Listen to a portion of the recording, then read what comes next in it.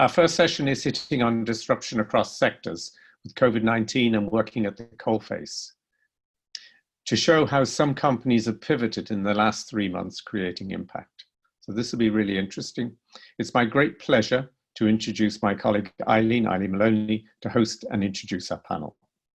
Really happy to be delighted by, to be joined by a very bright bunch of people here this afternoon to discuss how COVID-19 has changed their businesses.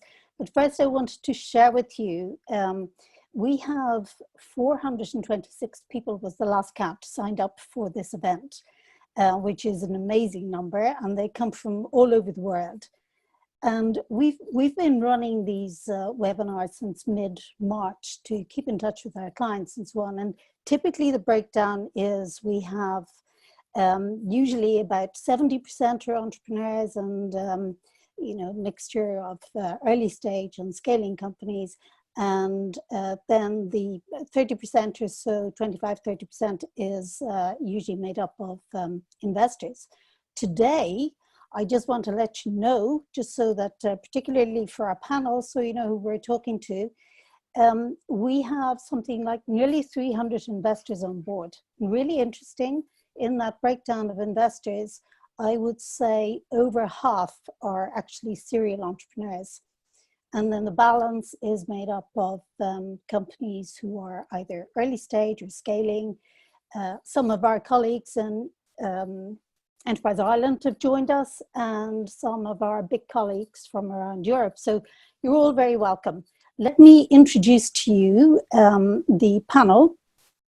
We have Vitaly Polekhin, who is the president of Investoro, which is a Russian business angel network. You're very welcome. Vitaly is joining us from Moscow. He is also a board member of IBAN.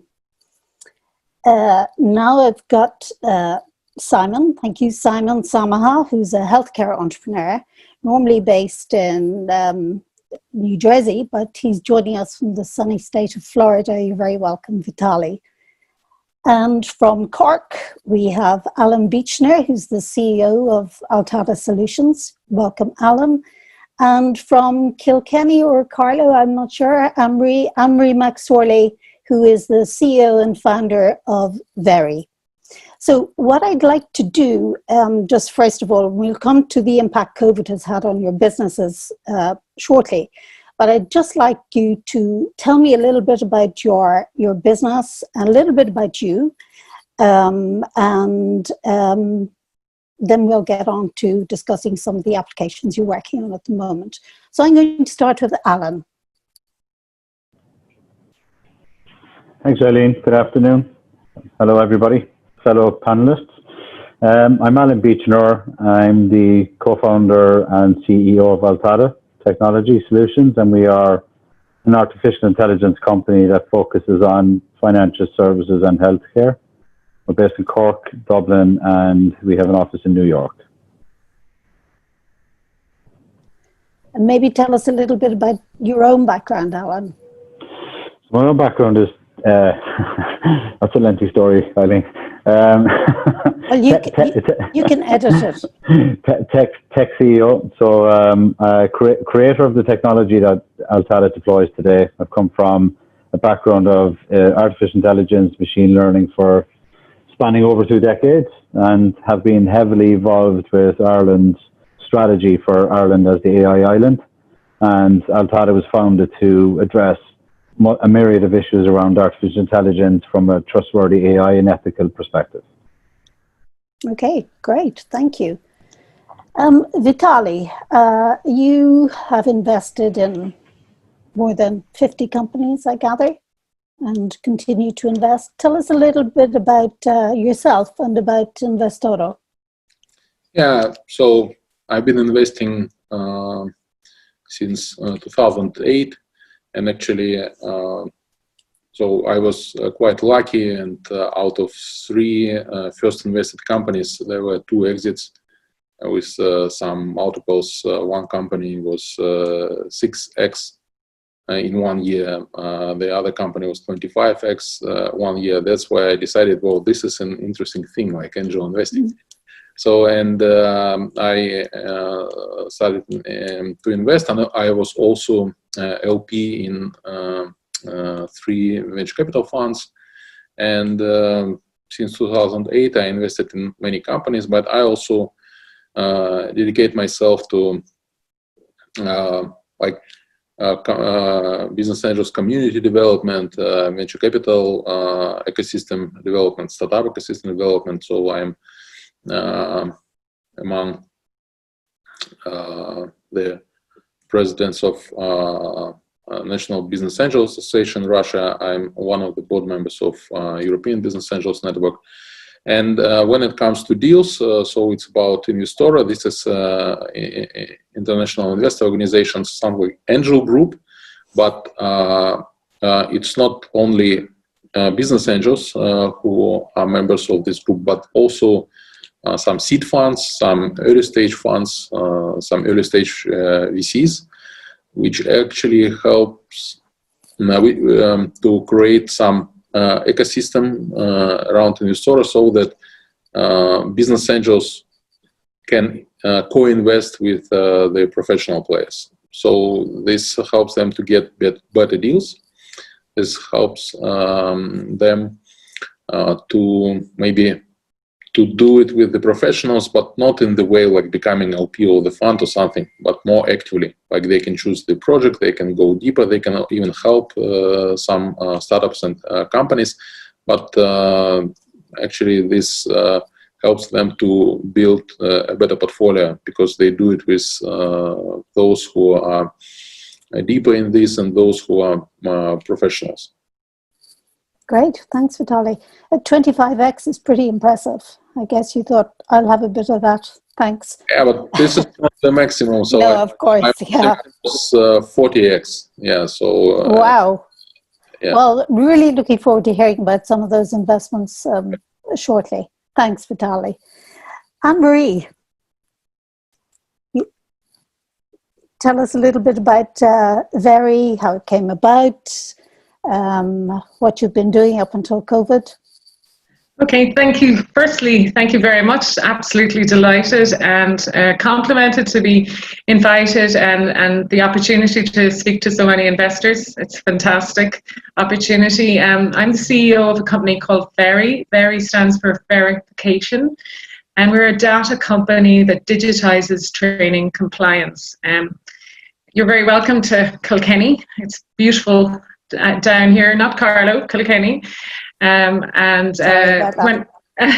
met CorkBIC first 3 years ago, there was just one of us, and now there's 11 of us. So we've taken on some angel investments, and we have been helping our clients for the last 3 years with some success. So I suppose you all probably are aware of the problem of paperwork. Anybody that works in the EU knows that compliance is massive, and anything that's funded or that has a track and trace requirement.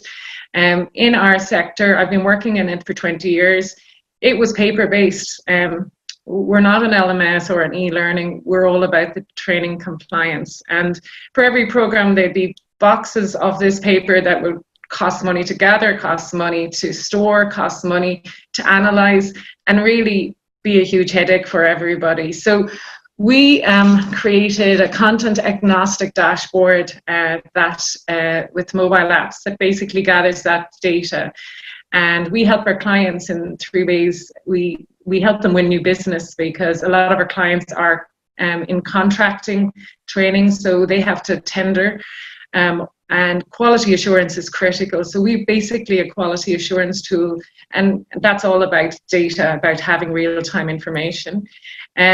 We have a great partner client in Cork, actually, called Impact Training, and they did 22,000 training days last year, and we won the best project for digitization with them in the National Training Awards last year. But basically, they said they reduced their administration by 40% on those 22,000 days.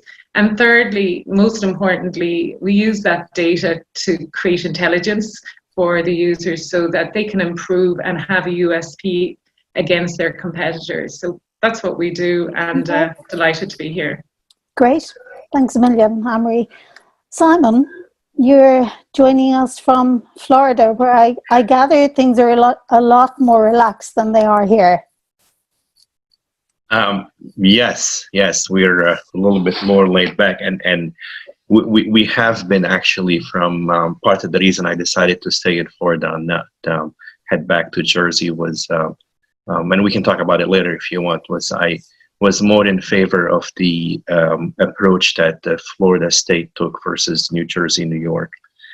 So for me, it's good morning. I'm still having my coffee, which is a critical step in my life, is to help me wake up. My name is Simon Samaha. You can probably tell from my accent, I'm neither Irish nor American. I was born and raised in Beirut. I lived in Paris, then immigrated to the United States. From the US, I actually worked mostly in the US, beside a stint with PricewaterhouseCoopers, where I led their healthcare initiatives out of covering what we call the Central Cluster, which is Europe, Africa, India, and Middle East. I was stationed out of Amsterdam. And then shifted more to the private equity universe, and 2 years ago decided to start my own business. What I did is, coming out of the consulting environment, I saw an opportunity in providing clinical subject matter expert to a large consulting firm and embedding them into their consulting projects. And super successful. We almost hit $1 million in revenue within less than a year. And that dropped to zero on March 15th because there is no more consulting projects. So what I'm doing right now is I'm pivoting from placing people to placing software and intelligence and remote services. Okay, so that's great. literally what I'm in the middle of doing. We'll come back to talking about that later. But you're a trained medical doctor, Simon. I am a physician, internal medicine. Was one of the first people in the US that commercialized the hospitalist model, where basically internal medicine physician who specialize in hospital settings. So my expertise is mostly in around the physician universe and hospital and physician practice operations. And along the way, I gathered a lot of probably unnecessary degrees and certificates, but they all serve to some purpose, I guess. Great. Thank you so much.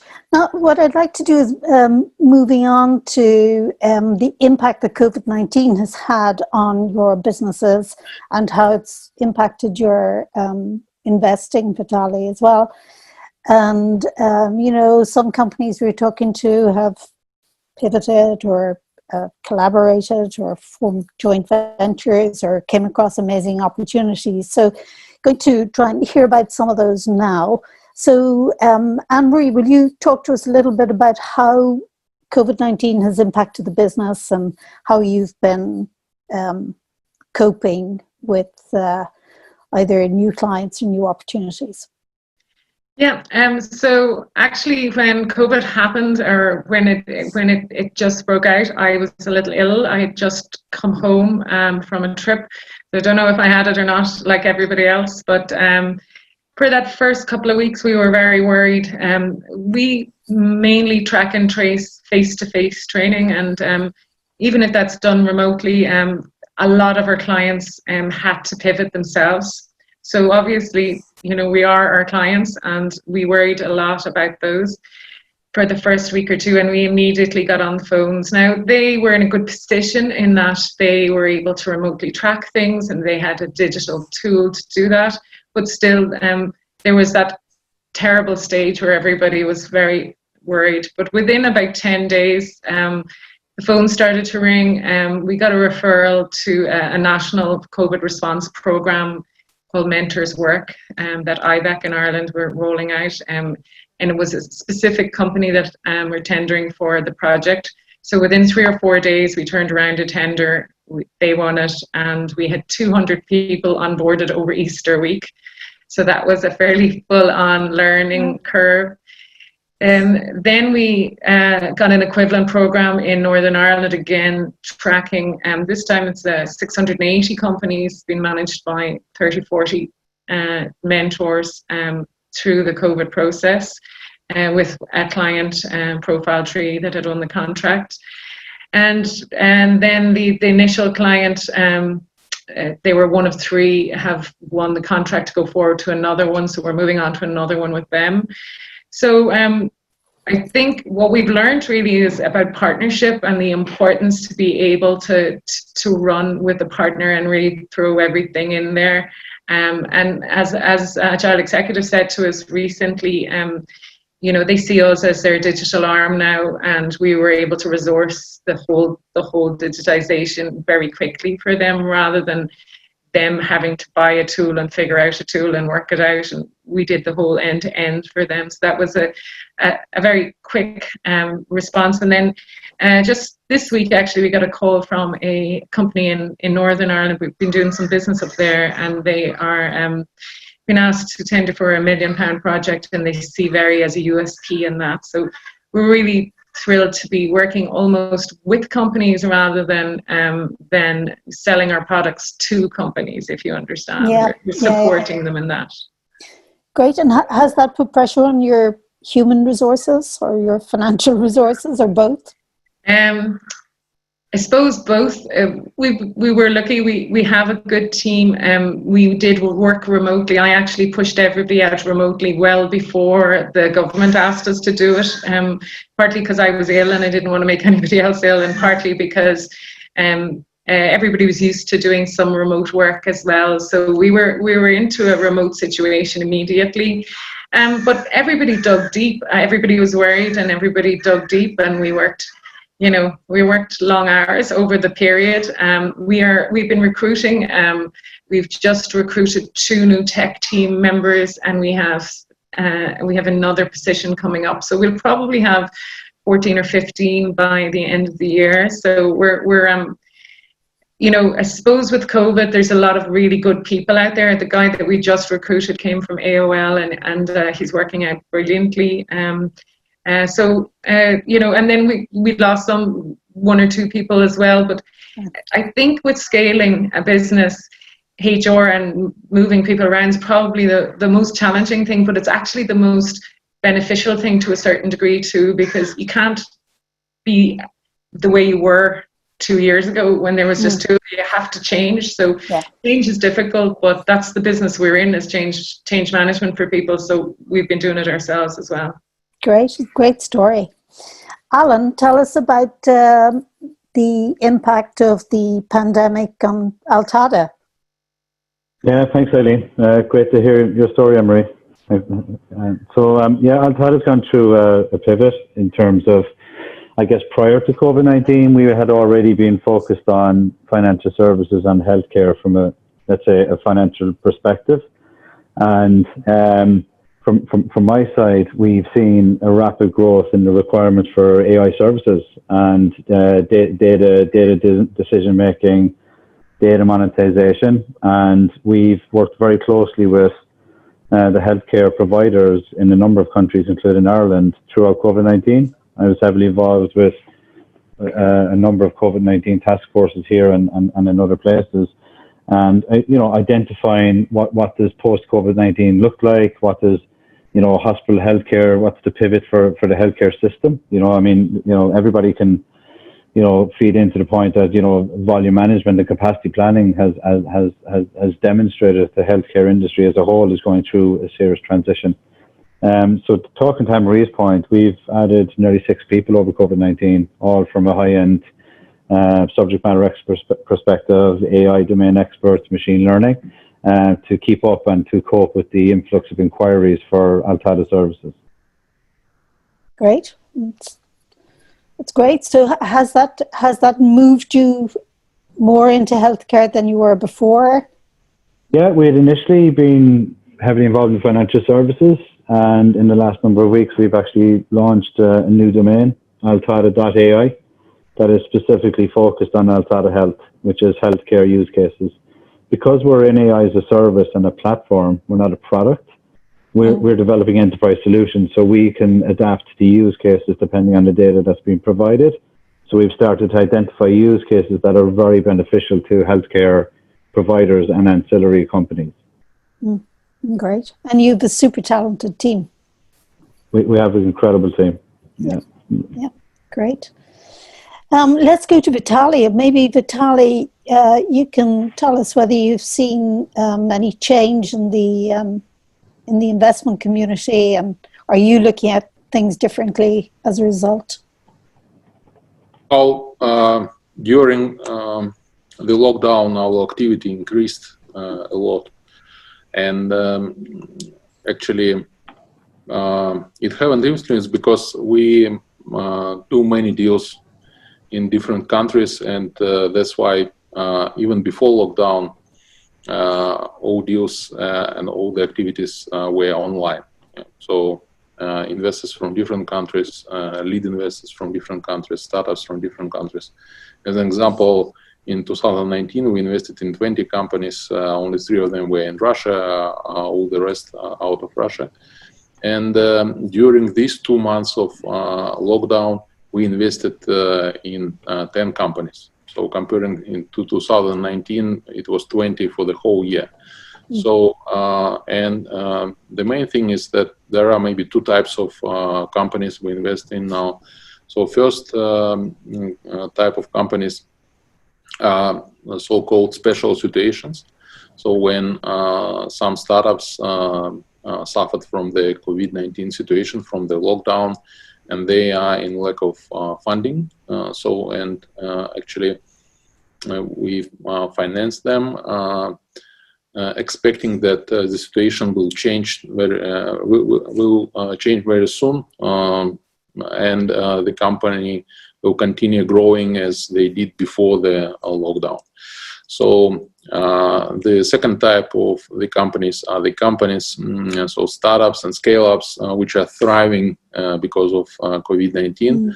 So this is some kind of, first of all, delivery services. It's different delivery services, just like Uber for delivery people, then food delivery services, different goods delivery services. Also, the companies which are doing something new in online education. So we invested in 2 companies in United States which are doing some online courses for those people who lost their jobs, in order to train them for new kind of jobs. And actually, after training them, this service also gives them the opportunity, they find a real job for them. So, and we see that their revenues are also growing because there are many people who lost their jobs because of this pandemic situation, because of this lockdown. And actually, they are using the service and they are getting real jobs. And we think that after the lockdown, there will be also some economic crisis, and such kind of services cannot be only beneficial just for the investors and the founders, but also for the society, right? So, and also such companies like in digital health, some telemedicine thing. So when people during this lockdown can still consult the doctors, and the doctors can tell them what is happening because of the symptoms. And actually, there are some laws which are introduced because of all this lockdown and pandemic situation, which helps these startups to do this thing. So before they cannot actually diagnose you, they can just give you some advice, and it was really regulated. Now it's very easy because they can diagnose you. They can also, in some countries, they can do some prescriptions. So, and it really helps. So I think that this lockdown also will bring a huge impact on these digital health startups. Great. Yeah, and that's really interesting, the increase in activity. And here in our own angel networks, since they've all gone online, we're typically in an investor forum, we might have maybe 15 to 20 investors turning up to the meeting. We're now seeing double that number, and more than double that number in some cases. So it's very interesting. So certainly with the angel investors, they're definitely more engaged during this period, and it's easier to get their attention. Great, that's great. Thank you, Vitaliy. Simon, I'm going to come back to you and tell us how the pandemic has impacted your activities in New Jersey, New York. So as I was mentioning before, our business model was to supplement large consulting engagements, and these were all on the ground activities. And what we were doing is providing these large consulting firms with really a deep subject matter expertise without necessarily, the kind of the generic consulting background. And this is where kind of, the sweet spot was. And we literally went from a run rate of north of 100,000 a month to zero in like overnight. And so what we did instead is we shifted to the whole universe of data. We saw a big opportunity in a very similar model, and instead of providing people, there are people behind it, but rather than having people on the ground, we provided capabilities and data, and that's where the pivot has happened and is in the process of happening right now. I think the other business model will come back. It'll take it some time, just because of we're a B2B, and what the Bs we're focused on are doing right now is a little bit different. But I think after the data cycle, there's going to be another cycle for the subject matter experts. So we're keeping that on the ventilator. Okay, great. Thanks, Simon. I would like to maybe take one or two questions from the audience if we've time, and I'm conscious of that. But I just have a question maybe for you while we have you all here. And maybe we'll come back to you, Allan, just wondering if the whole COVID-19 and all the disruption and so on that's taken place, has that accelerated or otherwise the sign-off of contracts and decision-making in the major corporate level? Yeah, I have first-hand experience of this. So my experience thus far is that the procurement cycle has been greatly condensed, because innovation and decisions to get innovation implemented in a speedily fashion is kind of appropriate and pertinent. The healthcare industry as a whole, I guess, you can move to the point that digital transformation has finally occurred in healthcare. It's been occurring for quite some time in terms of digital health and, obviously electronic management of medical records. But in terms of the adoption and the implementation of, traditional processes and workflows would have been the priority initially. Now I'm starting to see people are more engaged around, workflow analysis, data decision making, using, data that they have been capturing for quite some time, and the implementation of enterprise solutions that would benefit internal and external resourcing from a vendor management, supply chain, internal workflows, and freeing up the critical staff to focus on, the management or the running of an entity. A hospital or a healthcare industry is an entity. So that's what I've seen happening in terms of a different pattern of decision making. Oh, it's really interesting, and that kind of bears out some of the feedback we've been getting from clients as well. And it's great for you. Anne-Marie, tell me, if you just put your mind back to pre-COVID and maybe the end of February, beginning of March, whatever, how has your business mindset changed from then to take you this year and beyond? Yeah, I suppose it's always difficult when you're young because you have limited resources, so you have to decide your pathway. And, you know, we've done quite a few different, because we're content agnostic and training is generic to all industries. It's around deciding what's next. And sometimes deciding what's next. In response to Allan, we've won some of those very quick turnaround procurements, but then some of them that we had agreed last Christmas, I literally only got an answer last week from something that was agreed last Christmas to say we were really sorry, but all our resources have been redeployed and it'll be the last quarter before we come back to you. So, you know, the thinking on your feet job is a huge job. But in terms of, you know, how I think differently now, I think, you know, the big thing, I've been doing a really nice support through Starting Strong with a woman called Anya Den who exited from Amplify there recently, and she was fantastic. But you know, sales, following the money, following the market, rather than getting too bogged down in strategy, because sometimes the strategy, you can have the best strategy in the world, but if a pandemic happens, that goes out the window, and then you have to be ready to move. So it's not the easiest journey, but I'm never bored. Thanks, Anne-Marie. Simon, can I just ask you, as a medical doctor and just on the stuff you've been working around in COVID-19 in New Jersey, New York, how critical do you think data management and AI is in de-risking the future? Would be an understatement if I say the most critical. I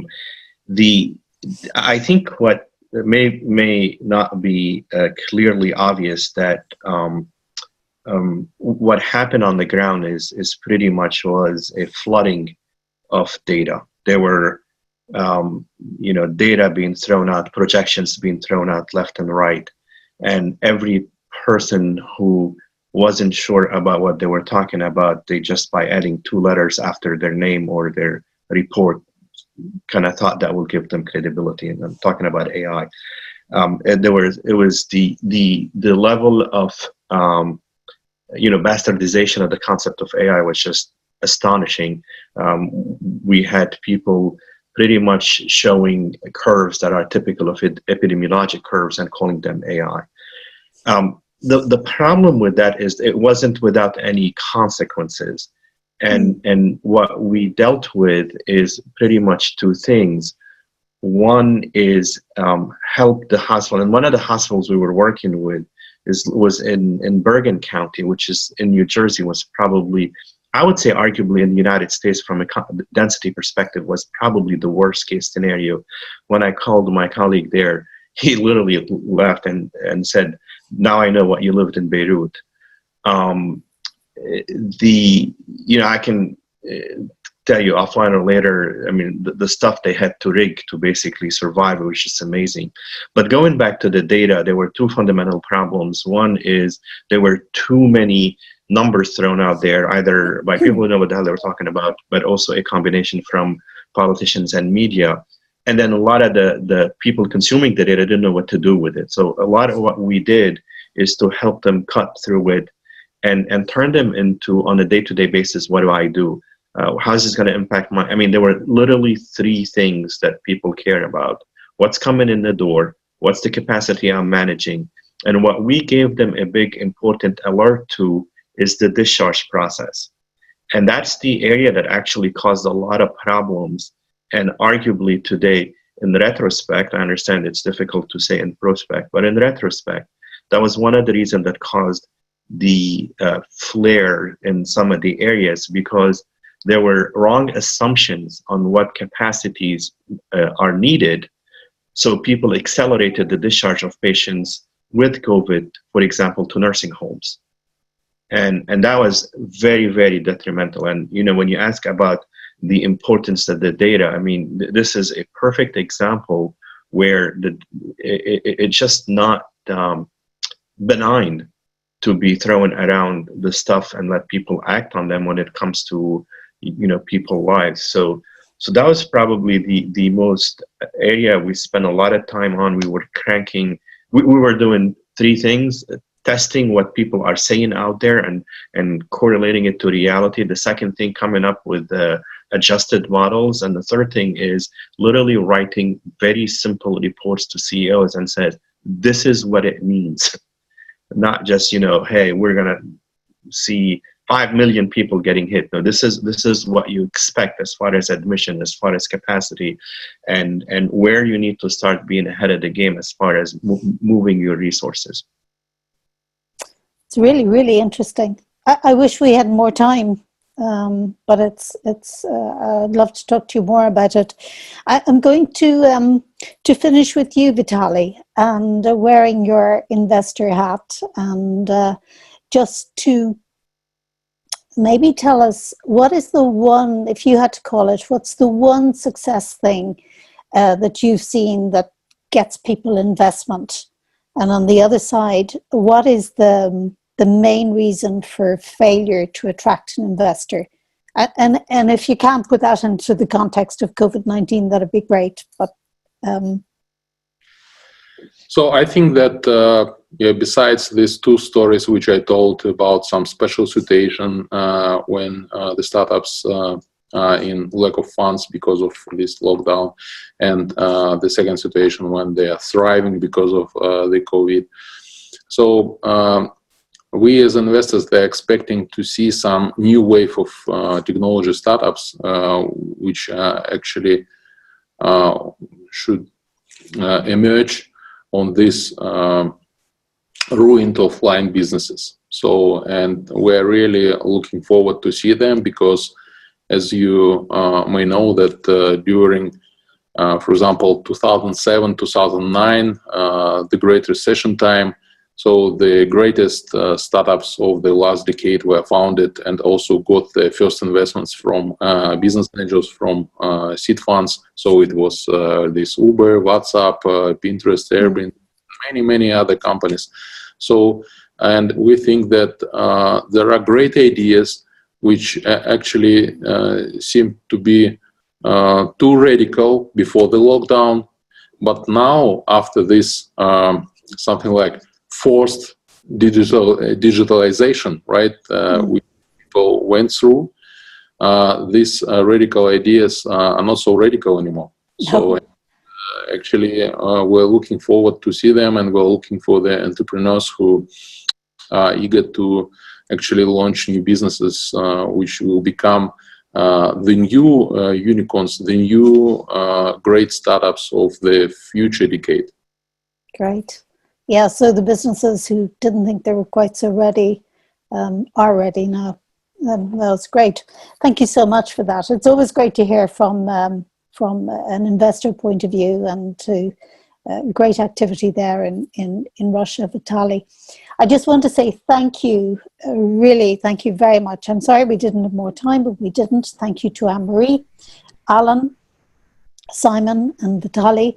And just before we go, I just want to wish good luck to the companies who are pitching at the Global Investor Forum this afternoon. So thank you all very much for your participation, and back to Michael and Jacopo. Thank you. Thanks so much. Thanks, guys.